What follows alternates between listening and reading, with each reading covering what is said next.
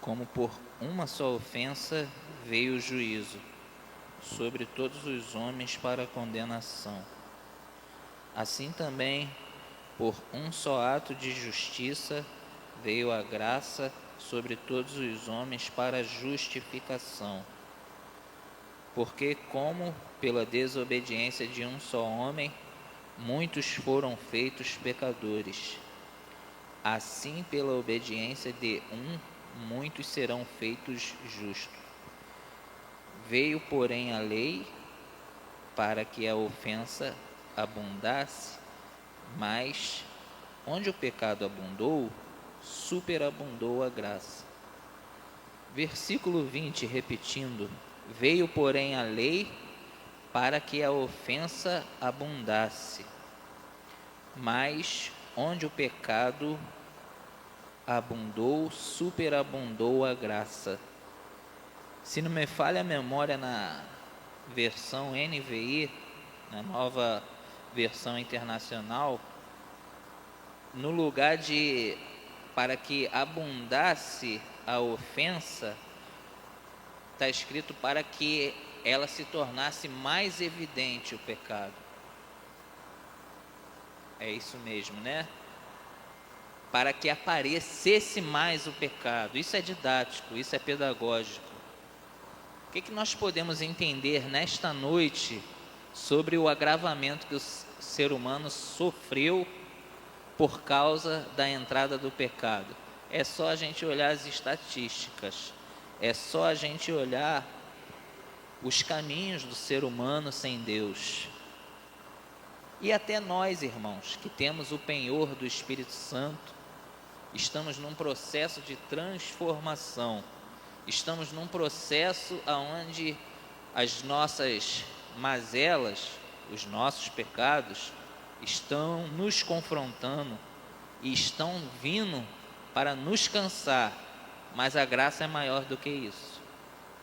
Pensando em graça e pensando na lei, a graça já se manifestava de uma maneira que estava meio implícita no Antigo Testamento. O direito à vida, Deus indo buscar Adão para restaurar a vida de Adão, Deus trazendo a justiça sobre Abel, Deus dando a oportunidade depois do erro para Caim se consertar. No final de tudo, o que eu e você podemos entender, que graça e pecado, o pecado abundou, a ofensa, ela se tornou mais evidente pelo poder da santa lei de Moisés para anunciar o agravamento que o pecado traria para o ser humano, isto é, o nível de condenação, o nível de perdição, o nível de inimizade com Deus. A lei de Moisés tinha esse poder de se manifestar. Mas quando nós pensamos em graça, e esta é uma carta muito particular, uma das grandes cartas do Novo Testamento, e ela traz o que é salvação de maneira tão clara. Ela traz o que é graça, e quando a gente esmiuça, a gente entende nesse próprio texto que a graça é maior que tudo. Mas por que oscilamos? Mas por que continuamos nos cansando? Eu disse há poucos dias atrás, eu nem me lembro onde que eu estava pregando, mas eu disse há poucos dias atrás, não sei se foi na escola bíblica dominical, mas na verdade nós nos cansamos porque estamos num processo lento de transformação. Não é que a graça seria falha, mas é que a graça, ela se move dentro de nós conforme nós damos lugar a Deus, conforme os nossos desejos e inclinações enxergam mais a Deus. Eu preciso ver Deus no meu dia, eu preciso ver Deus no meu coração. Eu vejo coisas humanas no meu coração, eu vejo erros no meu coração, eu vejo os meus pecados, eu vejo os meus impulsos, mas eu preciso ver Deus. Se o pecado ele veio para me trazer sofrimento, nas suas características, o próprio tentador, ele veio para roubar, matar e destruir. ele não se firmou na verdade.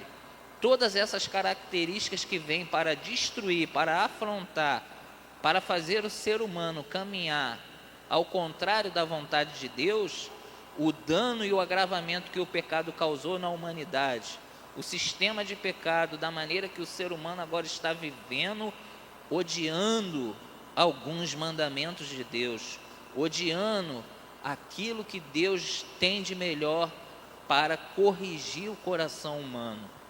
Mas quando tratamos de nós como igreja, como Paulo está tratando aqui na carta aos Romanos, quando penso eu na carta aos Romanos, eu me recordo de por muitas vezes que a gente vê Paulo falando dos pecados. A gente vai ver no capítulo 1, a gente vai ver as guerras, as lutas, as pelejas que eles enfrentavam por causa de homossexualidade, por causa de violência, homens sem afeições humanas, e Paulo vai discorrendo a narrativa e vai trazendo a realidade e o dano e a forma de tropeço que esses grupos de pessoas eram para a própria sociedade.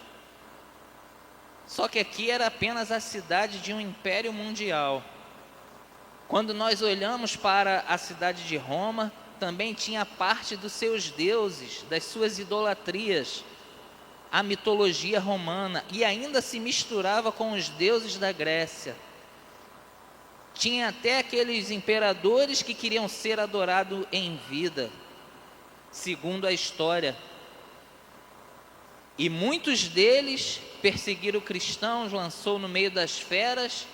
Muitos deles tinham ódio da palavra de Deus e desejavam ver homens e mulheres como eu e você, que quer buscar a Bíblia, que quer ouvir a voz do Espírito Santo, que quer ter essa liberdade, este momento de poder estar no culto, reunidos em orações, em cânticos de louvores.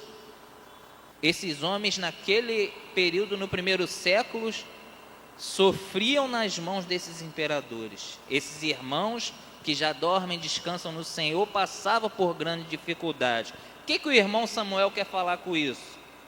Eu quero deixar para a igreja o nível, a medida de pecado que Roma ela tinha alcançado para influenciar o mundo inteiro.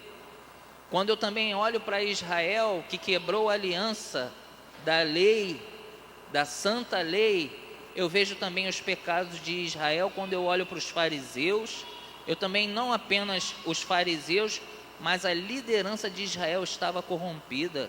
Se nós fôssemos olhar pelo âmbito secular, tinha os Herodes, eles estavam também corrompidos, estavam com os corações cheios de carnificina, de assassinatos.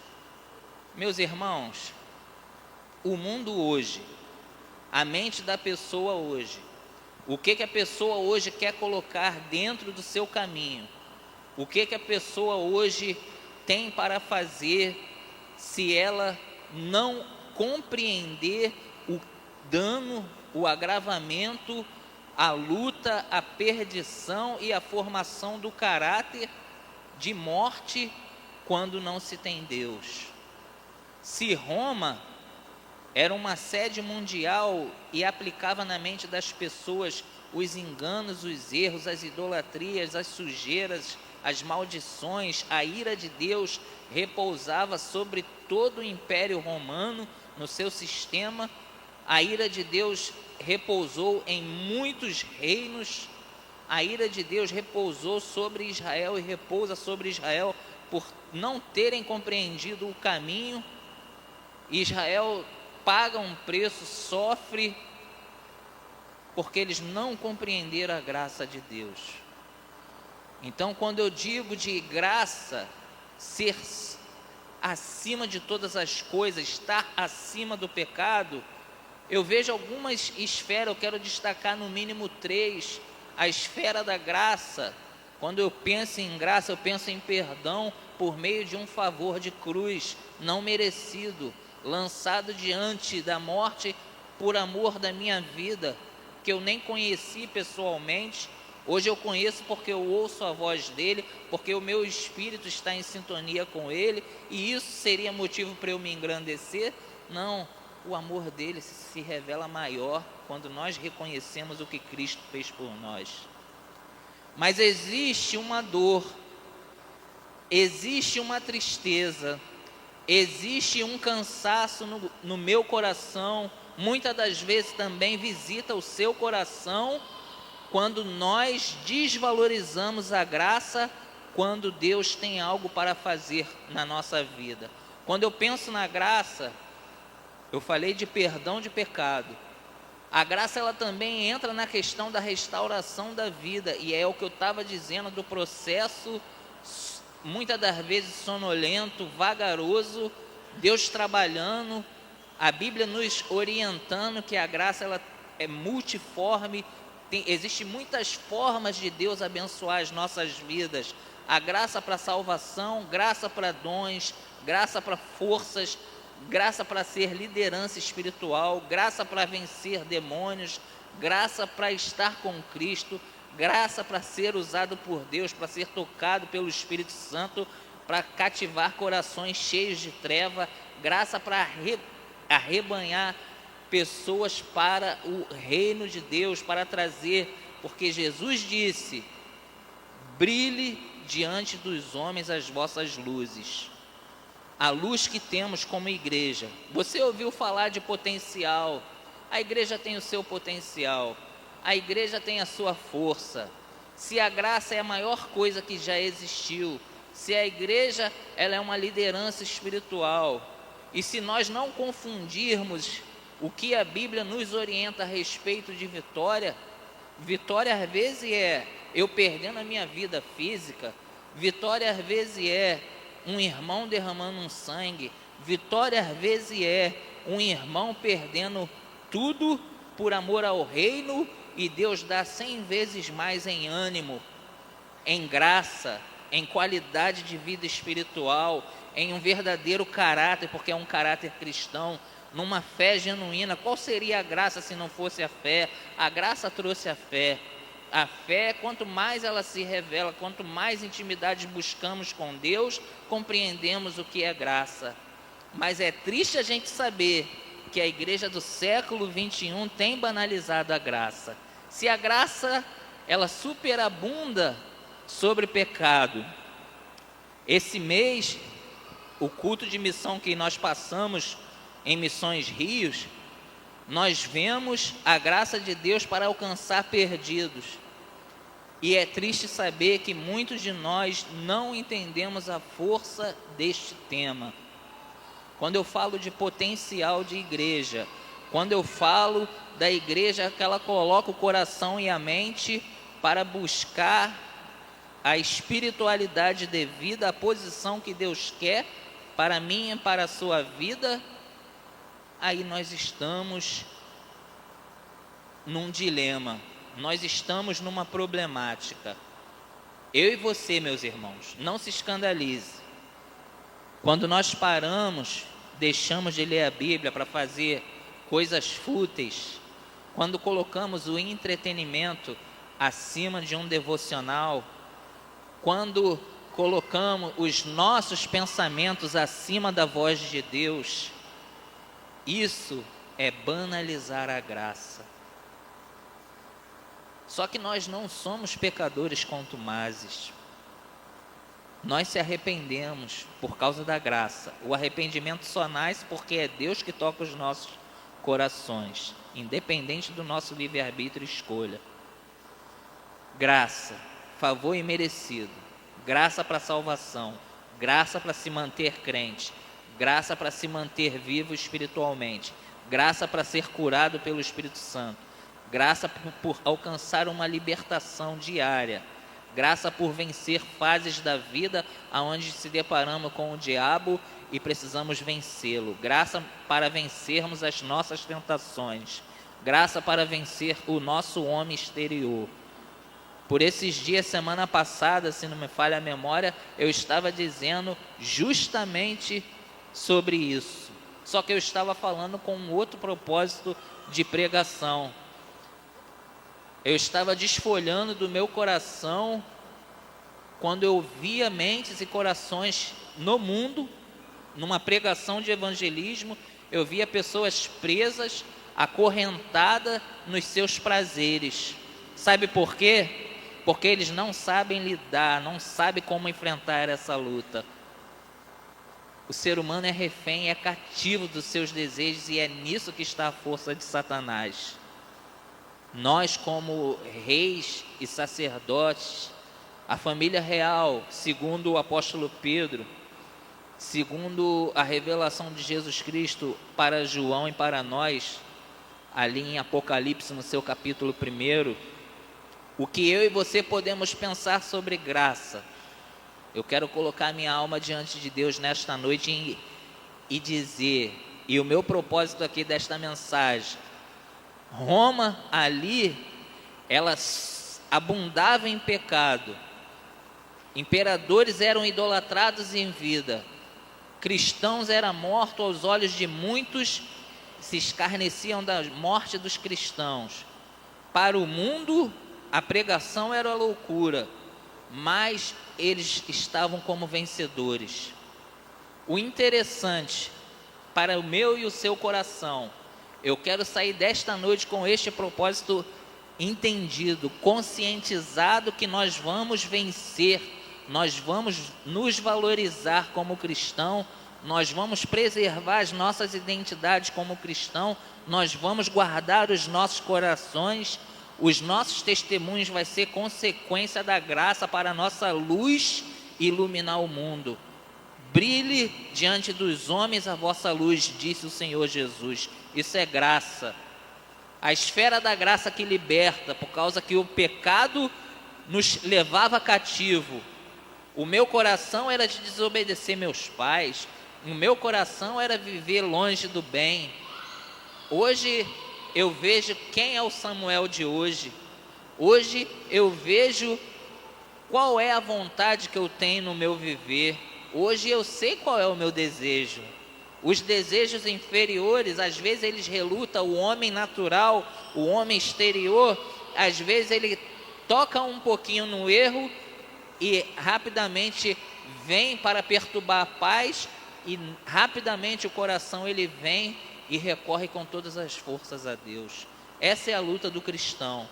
Irmãos, pecamos. Quem diz que não tem pecado, este mente. Queridos, deixa eu falar, a importância é que nós temos graça, e nós vamos vencer a cada dia essa luta. Se o pecado cansa, nós somos fortalecidos em Cristo, porque a graça de Cristo nos renova a cada dia. Então, se a graça é a maior coisa que o ser humano pode enxergar, logo graça fala de nova aliança. Se a antiga aliança já tinha umas parcelas de graça, agora a graça é para a vida eterna. Agora a graça fala de esperança eterna. Agora a graça fala de restauração, um caráter espiritual, alguém que nasceu espiritualmente. Isso é graça. Vamos valorizar a graça. Dias tristes vivemos quando vivemos um cristianismo nominal, falando de, infelizmente, de promoções, teologias de prosperidade, heresias. Quando falamos de pessoas que pegam a palavra de Deus e fazem de entretenimento, botam motivações para riso, e com isso o reino não avança. Eu sei que essas palavras não vencem Satanás, mas eu quero ver as pregações sérias, eu quero ver as mensagens vivas, eu quero ver as mensagens que salva, que cura, que liberta. Das 3 esferas de graça: graça, restauração, perdão e esperança. Vamos pensar nisso e vamos valorizar essas virtudes do reino de Deus, porque nada é maior do que isso. Logo, a nova aliança, a graça, ela nos sustenta. Graças a Deus por isso, eu agradeço.